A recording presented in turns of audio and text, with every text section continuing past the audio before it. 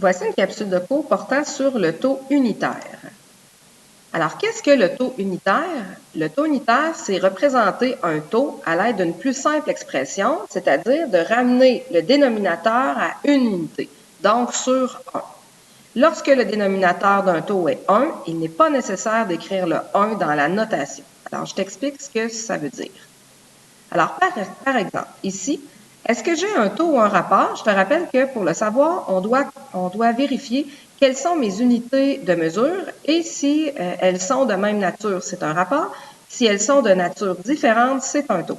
Alors ici, j'ai des dollars par rapport à des heures. Alors, de l'argent par rapport à du temps, ce n'est pas de même nature, donc j'ai effectivement affaire à un taux.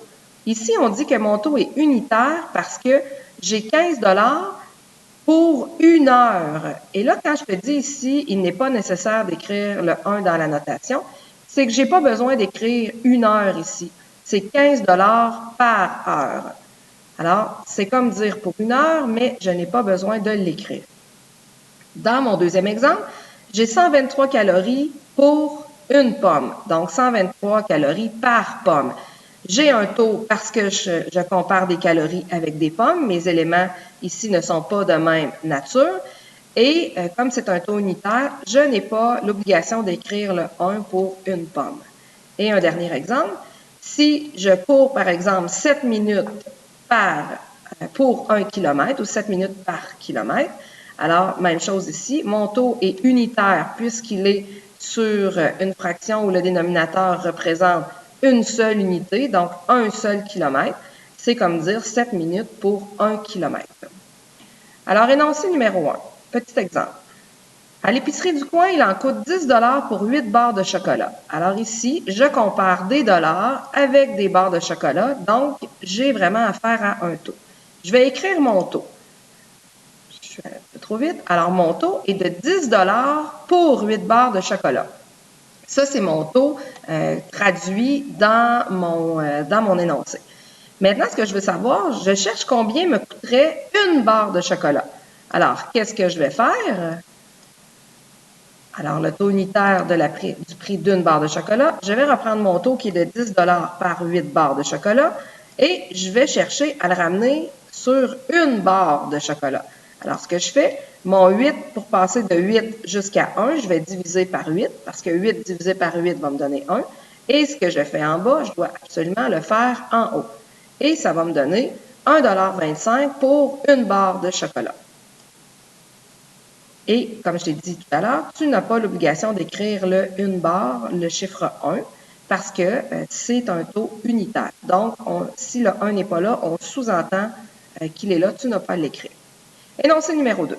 Héloïse se rend à Rimouski en voiture. Elle constate qu'elle a parcouru 240 km en 2 heures. Alors ici, je vais comparer des kilomètres par rapport aux heures. Rapport au taux, c'est effectivement un taux parce que mes unités de mesure ne sont pas de même nature.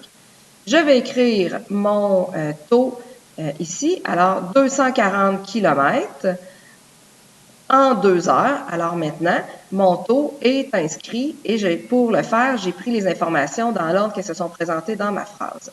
Alors, je compare des kilomètres et des heures, donc j'ai bien un taux. Maintenant, combien parcourt-elle de kilomètres en une heure? Donc, une heure, tout de suite, ça sonne une cloche, on parle de taux unitaire. Alors, si mon 240 km est parcouru en 2 heures, je vais chercher pour une heure. Alors, mon 2 heures, je dois le transformer en une heure. Pour le faire, 2 divisé par 2 va me donner 1. Alors, ce que je vais faire en bas, je le fais en haut. Alors, 240 divisé par 2 va me donner 120 km par heure. Alors, comme je t'ai expliqué, tu n'as pas besoin d'écrire le 1 heure. Il est sous-entendu, mais on sait qu'il est là. Alors, je le mets ici pour que tu puisses bien le voir. Énoncé numéro 3. René travaille comme peintre pour la compagnie Non mais c'est-tu beau. Son salaire est de 192 $ pour une journée de travail de 6 heures. Alors, ici, je vais comparer des dollars avec des heures. Donc, rapport ou taux, c'est un taux. Je vais écrire mon taux, donc 192 $ pour une période de 6 heures. Je compare des dollars avec des heures, donc, étant donné que c'est des unités qui sont de nature différente, j'ai bien un taux. Maintenant, je veux savoir quel est son salaire horaire. Horaire veut dire à chaque heure. Ça, c'est un mot de vocabulaire super important. Je voudrais que tu l'écrives dans ton journal de maths. Ce sera ton VIC numéro 5. Alors, horaire veut dire pour une heure. Super important. Alors, pour le trouver, je vais réécrire mon taux, 192 $ pour 6 heures, et je vais me demander mon 6 heures pour le transformer en une heure. Qu'est-ce que je vais faire? Bien, je vais faire 6 divisé par 6 et ça me donnera 1. Alors, ce que je fais en bas, je dois absolument le faire en haut. 192 divisé par 6 me donnera 32 $ par heure, ou, comme on dit depuis tantôt, tu n'es pas obligé d'écrire le 1. Il est sous-entendu, mais je te montre qu'il est bien présent. Énoncé numéro 4.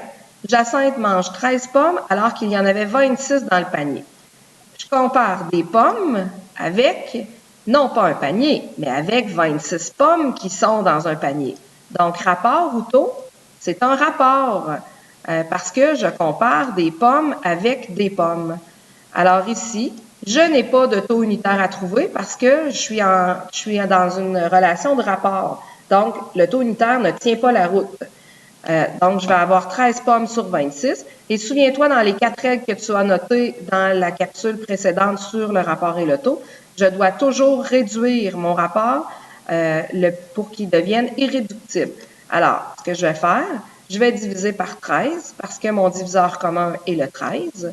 Alors, ça va devenir un rapport de 1 pomme pour 2 pommes, ou si tu préfères, 1, 2,2. Voilà.